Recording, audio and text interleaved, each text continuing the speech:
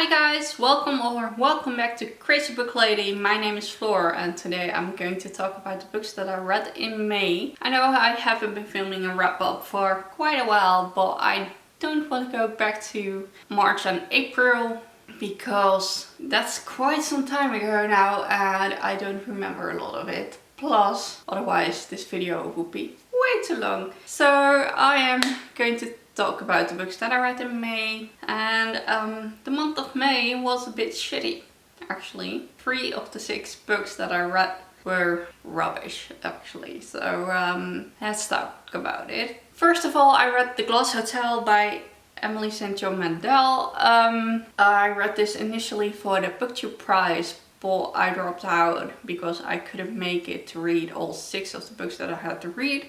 But I read this and I gave it 1 star. It wasn't the book that I expected it to be.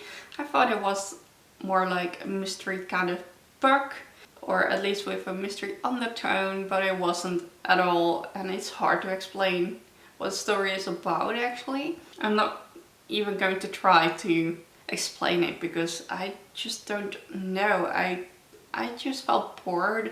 The story didn't stick with me at all, so I don't remember the story at all. Unfortunately, it wasn't my thing at all.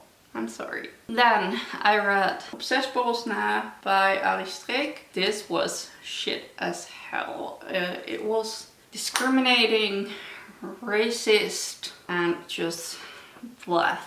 I just really hated it. This is a short detective novel in Dutch. The detective itself is just such a hateful person, and I wanted to throw with this book. I just wanted to throw it in the corner of the room or even just burn it. I just hated it so much, and the author explained some things to me. The intention why he wrote this and all of that, but I was like, if you have to explain yourself after someone has read your book, then you're not doing it right, because you have to feel the intention. Yeah, not every reader will reach out to the actual author to let the author explain why he made such a story. So overall it was pretty shit.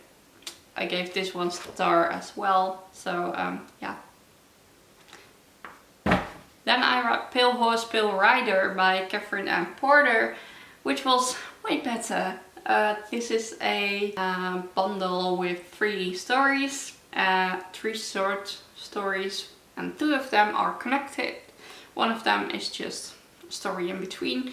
2 of them are about Miranda, and the first story is when Miranda is a kid and is trying to get away from her countryside life, and there's also this kind of mystery about her aunt who died suspiciously, and yeah, it was interesting to read about. The other story about her is when she is way older, when she's a journalist and she has caught the Spanish flu. And then the third story, the story that's in between, is about a tragedy on a small farm. I liked it. It was quite alright. I gave it 3 stars, and I actually want to find out if Catherine Ann Porter has written more, because I actually don't know. Haven't done any research for that yet.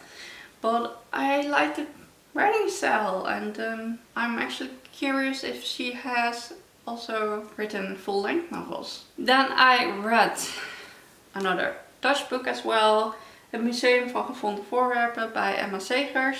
This is a book with autism rep, and that made me really happy because it is own voices as well. This is about a girl with Asperger's, and she also has a little brother with quite heavy autism. It's a YA. She is 18 and she is trying to deal with life basically. So yeah, I really enjoyed this. I gave it 4 stars.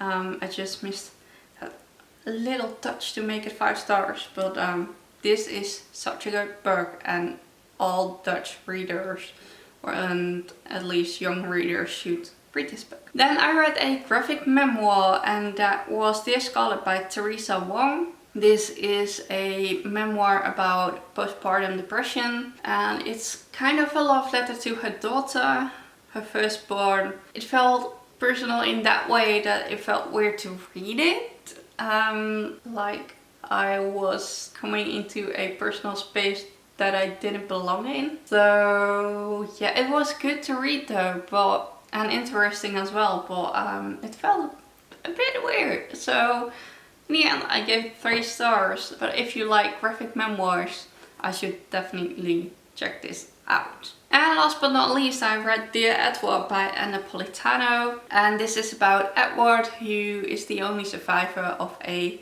plane crash. You read about his life afterwards without his parents and older brother, and you also read about the crash itself, or at least the times before it, actually during the flight, and you get to know some other passengers. I don't know, it felt too distanced. I didn't feel a lot while reading it. That's a shame because it's a heavy story, but it didn't came to me as heavy as it should. So that made me quite sad, because I read this for a tournament, a bookish tournament, and yeah, it didn't make the second round, unfortunately, because all of the persons who read this, but one person were like, okay, this book is not it. So yeah, I gave it 2 stars in the end, and that's how I ended the month, and that was quite sad. Let me know if you read any of those and what you thought of it. Do you agree with me or not? Let me know. If you like this video, give it a thumbs up. Don't forget to subscribe if you are new here, and I will see you soon with another video. Bye!